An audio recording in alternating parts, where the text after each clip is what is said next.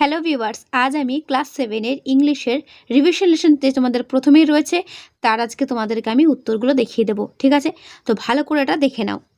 প্রথমে দেখা রয়েছে অ্যাক্টিভিটি 1-এ tick the correct answer from the given option. অর্থাৎ এখানে যে অপশনগুলো রয়েছে স্ল্যাশ দিয়ে রয়েছে, এই অপশনগুলোর মধ্যে তোমাকে সঠিকটা টিক দিতে হবে। দেখো প্রথমে দেখো রয়েছে আই ড্যাশ নীলোফার। দেখো আইয়ের পরে সর্বদা কিন্তু অ্যাম অথবা ইজের মধ্যে অ্যাম বসে, ইজ কখনো বসে না। তাহলে এখানে অ্যান্সার কী হবে? I am Nilofar. বোঝা গেল? তারপর I am or is a girl. একটু আগেই বললাম যে আইয়ের পরে অ্যাম বসে সব সময়ের ক্ষেত্রে, ইজ কখনো বসে না। তাহলে এখানে কি হবে? I am a girl. Okay, next I study in class 7। বোঝা গেল? তাহলে I am Nilofar, I am a girl, I study in class 7। তাহলে আইয়ের পরে কি বসে? আইয়ের পরে অক্সিলারি ভার্ব হিসেবে অ্যাম সবসময় বসে। ঠিক আছে, যেহেতু এখানে অ্যাম আর ইজ অপশান ছিল তাই আমরা অ্যামটাকে টিক মার্ক করলাম। বোঝা গেল? তারপর there is or are, there is or are 40 student. এটা ইজ হবে না আর হবে সেটা আমরা বুঝতে পারবো যখন তারপরের লাইনটা পড়বে। দেখো ইজ মানে হয়, আর মানেও হয়, কিন্তু এখানে ইজ অর্থে একজন অর্থে বোঝায় আর অর্থে হচ্ছে অনেকজন অর্থে বোঝায়। তাহলে দেয়ার আর 40 স্টুডেন্ট অর্থাৎ অনেকগুলো ছাত্র, সেক্ষেত্রে এখানে ইজ হবে না, এখানে হবে আর। বোঝা গেল? তাহলে দেয়ার আর 40 স্টুডেন্টস ইন আওয়ার ক্লাস। ঠিক আছে, some boys and other girls. তাহলে এখানে কি হবে? সাম যেহেতু বয়েজ অনেকগুলো তাই এখানেও আর হবে। তাহলে some are boys and others are girls. আদার্সের পরেও কি হবে? আদার্সের পরেও হবে আর। বোঝা গেল? Seema, Shamim and Rohini dash my friends. কী হবে? এখানে তো অনেকগুলো আছে, তাহলে একের বেশি হলে সেক্ষেত্রে কী হবে? আর। ঠিক আছে, তাহলে are my friends. Rohini dash the best students in our class. Rohini একা, সেক্ষেত্রে কিন্তু আর হবে না, হবে ইজ। ঠিক আছে, তাহলে Rohini is the best student in our class. বোঝা গেল? তারপর শি বলতে এখানে রোহিণী, তাহলে সেও তো একজন, তাহলে একজন অর্থে এখানে কি হবে? Is. She is very fond of me. ঠিক আছে, তাহলে এইভাবে তোমাদের একটা প্যাসেজ তুলে দেবে এবং সেখানে বলবে যে সঠিক অ্যান্সারটিকে টিকমার্ক করো। তখন তোমাদের কিন্তু এইভাবে করতে হবে। বোঝা গেল? তারপর অ্যাক্টিভিটি 2-তে কি বলছে? Join the following sentences with and or but. অর্থাৎ অ্যান্ড দিয়ে এবং বাট দিয়ে এই সেন্টেন্সগুলোকে যুক্ত করতে হবে। একটা দেখো করে দেওয়া আছে, in India summer is hot, in India winter is cold. ভারতে সামার হচ্ছে গরমকাল আর উইন্টার হচ্ছে শীতকাল। তো এই দুটো বাক্যকে যখন আমরা একসঙ্গে বলবো, তোমরা নিজেরাও বাড়িতে ট্রাই করতে পারো, নিজেরা কথাটা বলো দেখি। ভারতে সামার হলো গরম কিন্তু শীত হলো ঠান্ডা, তাই তো? সেই জন্য এখানে কি বসালো? বাট। বুঝতে পেরেছ? তাই প্রথম সেন্টেন্সটা লেখার পর বাট বসিয়ে উইন্টারটার বাকি সেন্টেন্সটা লেখা হলো। তাহলে একটা বাট দিয়ে দুটো সেন্টেন্সকে কি করা হলো? অ্যাড করা হলো বা যুক্ত করা হলো, তাই তো? Next, a mouse is a small animal. Mouse হচ্ছে একটা ছোট animal, and elephant is a large animal. তাহলে এখানে অ্যান্ড দিয়ে যুক্ত করবে না বাট দিয়ে যুক্ত করবে? তোমরা একবার চেষ্টা করো আমার সঙ্গে সঙ্গে। যদি বলি একটা ইঁদুর হচ্ছে ছোট পশু, একটা এলিফ্যান্ট হচ্ছে বড় পশু, তাহলে এখানে কি হবে? বাট মানে হচ্ছে কিন্তু, অ্যান্ড মানে এবং। তাহলে এবং দিয়ে ভালো শোনা যাচ্ছে না বাট কিন্তু দিয়ে ভালো শোনা যাচ্ছে? দেখো কিন্তু দিয়ে লাইনটা একবার বাংলায় বলি। একটা ইঁদুর হচ্ছে ছোট কিন্তু একটা এলিফ্যান্ট হাতি হচ্ছে বড়, এটা একটা হলো বড় পশু আর কি। আর যদি বলি এবং দিয়ে অ্যান্ড দিয়ে যদি বলি, একটা ইঁদুর হচ্ছে ছোট পশু এবং একটা হাতি হচ্ছে বড় পশু, সেক্ষেত্রে কোনটা বেশি মানানসই হচ্ছে? মানানসই হচ্ছে কিন্তু বাট দিয়ে। তাই এই সেন্টেন্স আমরা কী লিখবো? A mouse is a small animal, এখানে লিখবো but, an elephant is a large animal. বোঝা গেল? তাহলে এখানে কি লিখবো? বাট। ঠিক আছে, অ্যান্ড আর বাট এই দুটো দিয়েই তোমাকে কানেকশন করতে হবে, যুক্ত করতে হবে। বোঝা গেল? তারপরটা দেখো, I have a pen, I have a pencil. এটা কী দিয়ে করতে পারি? এক্ষেত্রে কিন্তু বাট ইউজ করা দরকার নেই। আমার একটা পেনও আছে এবং একটা পেন্সিলও আছে, তাহলে এখানে অ্যান্ডটা বেশি ভালো লাগছে শুনতে আর কি। তাহলে কি লিখবে? I have a pen and I have a pencil. প্রত্যেকে কিন্তু খাতায় এগুলো নোট করে রাখবে, ঠিক আছে? তোমাদের ফার্স্ট ইউনিট টেস্ট পরীক্ষায় কিন্তু এই রিভিশন লেসন থেকে কিন্তু প্রশ্ন থাকবে, সুতরাং এই জিনিসগুলো কিন্তু ভালো করে করবে। ওকে, অনেকে দেখবে রিভিশন লেসন বলে গুরুত্ব না দিয়ে প্রথমেই লেসন 1 চলে যায়, কিন্তু তাদেরকে বলবো এটা কিন্তু ভুল করো, এটা ভালো করে পড়বে, দেখবে প্রথম ইউনিট টেস্ট পরীক্ষাতে এখান থেকে অনেক কোশ্চেন কমন পাচ্ছ, তাই ভুলেও কিন্তু এটাকে স্কিপ কেউ করো না, ঠিক আছে? তারপর দেখো, the sun rises in the east, the sun sets in the West, অর্থাৎ সূর্য পূর্ব দিকে ওঠে, পশ্চিম দিকে অস্ত যায়। তাহলে এখানে কি বলতে পারি? সূর্য পূর্ব দিকে ওঠে এবং পশ্চিম দিকে অস্ত যায়, এটা বলতে পারি, নাকি বলতে পারি সূর্য পূর্ব দিকে ওঠে কিন্তু পশ্চিম দিকে অস্ত যায়, এটা বলতে পারি। দেখো বেশি কিন্তু অ্যাপ্রোপ্রিয়েট লাগছে অ্যান্ড কথাটা, তাই না? সূর্য পূর্ব দিকে ওঠে এবং পশ্চিম দিকে অস্ত যায়, তাহলে এখানে তোমরা কি লিখবে? অ্যান্ড। বোঝা গেল? ইয়েরটা দেখো, my father is tall, he is lean, আমার বাবা হয় লম্বা, সে হয় রোগা। দেখো এখানে যে অ্যাডজেক্টিভ যেগুলো রয়েছে আর কি, টল আর লিন, এই দুটো কি উল্টো, অর্থাৎ অপোজিট? কি অপোজিট কিন্তু নয়। যদি অপোজিট হতো তাহলে বাট অ্যাপ্রোপ্রিয়েট হতো, অর্থাৎ বাট দিয়ে করতে হতো। একটু আগে লক্ষ্য করো একটা জিনিস তোমাদের বোঝাই, যে summer is hot, winter is cold. দেখো হট অ্যান্ড কোল্ড যে ওয়ার্ড দুটো কিন্তু পরস্পর অপোজিট, অর্থাৎ বিপরীত শব্দ, সেক্ষেত্রে বাটটা কিন্তু অ্যাপ্রোপ্রিয়েট।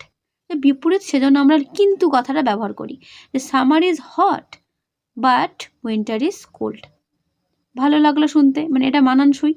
কিন্তু এখানে যদি আমরা করি my father is tall but lean, সেটা কিন্তু হয় না। My father is tall and lean, বাবা হয় লম্বা এবং রোগা, ঠিক আছে? সেটা অ্যাপ্রোপ্রিয়েট, তাহলে এখানে অ্যান্সার হবে অ্যান্ড। ওকে, এটা একটু মাথায় রেখো আর কি, ঠিক আছে এই ব্যাপারটা। বিস আর স্মল, ওয়াস্প আর বিগ। দেখো এটা কিন্তু অপোজিট, বিজ হচ্ছে স্মল আর ওয়াস্প হচ্ছে বিগ, তাহলে এখানে কি বসাবো? বাট। যখন দেখবে যে অ্যাডজেক্টিভগুলো অপোজিট, দুটো সেন্টেন্সের অ্যাডজেক্টিভগুলো অপোজিট, সেক্ষেত্রে বাট দিয়ে করবে জয়েন, ঠিক আছে? In a cricket match we need a bat, we also need a ball. এক্ষেত্রে কি হবে? যেহেতু ব্যাট অ্যান্ড বল অপোজিট নয়, সেক্ষেত্রে অ্যান্সার হবে অ্যান্ড দিয়ে। দেখো in a cricket match we need a bat and a ball, তখন উই অলসো নিড কথাটা লেখার দরকার নেই, ঠিক আছে? তাহলে আমি যেগুলো মুখে বলছি এগুলো কিন্তু অবশ্যই তোমরা কিন্তু খাতায় নোট করে রেখো। ওকে, চলো নেক্সট আসছি অ্যাক্টিভিটি 3, অড ওয়ান আউট, অর্থাৎ এখান থেকে তোমাকে অড যেটা, অর্থাৎ আলাদা যেটা, বেমানান যেটা, সেটা তোমাকে খুঁজে লিখতে হবে। একটা দেখো করে দেওয়া আছে, টিচার, স্টুডেন্ট, চক, টল, ডাস্টার। দেখো সবই কিন্তু ক্লাসরুমের সঙ্গে রিলেটেড, টল কিন্তু ক্লাসরুমের সঙ্গে রিলেটেড নয়, তাই টলটা আন্ডারলাইন করা আছে। সেরকম বাকিগুলো তোমরা করবে, আমার সঙ্গে সঙ্গে তোমরাও করো, যে বা যারা পারছো আমার আগে তারা কিন্তু কমেন্ট বক্সে আমার আগেই অ্যান্সার করে দেবে, ঠিক আছে? ফুটবল, গোল, বিউটিফুল, ফিল্ড, প্লেয়ার। দেখো এর মধ্যে কোনটা অড লাগছে? ফুটবল, গোল, বিউটিফুল, ফিল্ড, প্লেয়ার। দেখো ফুটবল, গোল, ফিল্ড, প্লেয়ার এগুলো সবই কিন্তু খেলার সঙ্গে রিলেটেড, তাই না? মাঠ লাগে খেলতে, প্লেয়ার লাগে, ফুটবল লাগে, গোল দিতে হয়। বিউটিফুল কথাটা কিন্তু অড, কারণ এখানে সৌন্দর্যের কোনো জায়গা নেই, তো সেক্ষেত্রে বিউটিফুলটা হলো answer. Next C, books, nice, pen, paper, table. তাহলে এখানে কোনটা অ্যান্সার হবে? বুকস, পেন, পেপার, টেবিল সবই কিন্তু পড়াশোনার সঙ্গে রিলেটেড, তাই না? নাইস কথাটা তো কোনো সময় পড়াশোনার সঙ্গে রিলেটেড হতে পারে না, তো অ্যান্সার হবে nice. Red, Apple, guava, banana, watermelon. দেখো সবকটাই ফ্রুট, রেড কিন্তু কালার, তাই রেডটা কিন্তু অড হয়ে গেল। Rice, wheat, barley, cereals, golden. দেখো সবকটাই কিন্তু শস্য, গোল্ডেন কিন্তু একটা কালার, ঠিক আছে? Spinach, cabbage, tasty, cauliflower, onions. সবই কিন্তু ভেজিটেবলসের মধ্যে পড়ছে, টেস্টি কিন্তু কোনো ভেজিটেবলসের মধ্যে পড়ছে না, তাই অ্যান্সার হবে টেস্টি। বোঝা গেল? এরকম করে তোমাদের পরীক্ষায় করতে দেবে। এরপরে চলো অ্যাক্টিভিটি 4 কি আছে, fill in the blanks by choosing the correct from the verb from the given alternatives. অর্থাৎ এই যে অল্টারনেটিভস করে দেওয়া আছে এখান থেকে সঠিক ভার্ব তোমাকে চুজ করে বসাতে হবে। দেখো কি আছে, হ্যাভ আর হ্যাজ। হ্যাভ মানেও আছে, হ্যাজ মানেও আছে, কিন্তু হ্যাভ হ্যাজ বসার একটা রুলস আছে, সেটা একবার জেনে নাও, খাতায় নোট করে রাখো। হ্যাভ সবসময় I have, you have, they have, এটা খাতায় নোট করে রাখো।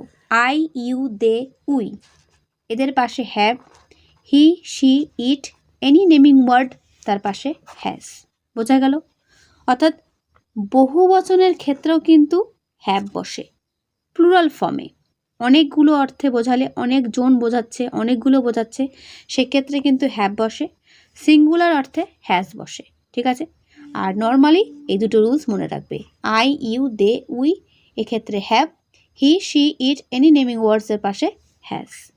বোঝা গেল? এবার তাহলে তোমরা নিজেরাই চেষ্টা করো। প্রথমটা, my English text book dash 138 pages. আমার ইংলিশ টেক্সট বুকে 138 অর্থাৎ 138 অর্থাৎ 138টা পেজেস রয়েছে। তাহলে কি হবে এখানে, হ্যাভ হবে না হ্যাজ হবে? এখানে কটা পেজ আছে সেটা বলেনি, পেজটা কার আছে, কার মধ্যে আছে, ইংলিশ টেক্সট বুক। এখানে বুকটা কিন্তু একটা, সেক্ষেত্রে সিঙ্গুলার হলে আমি একটু আগে বলেছিলাম সিঙ্গুলার অর্থে বসে হ্যাজ।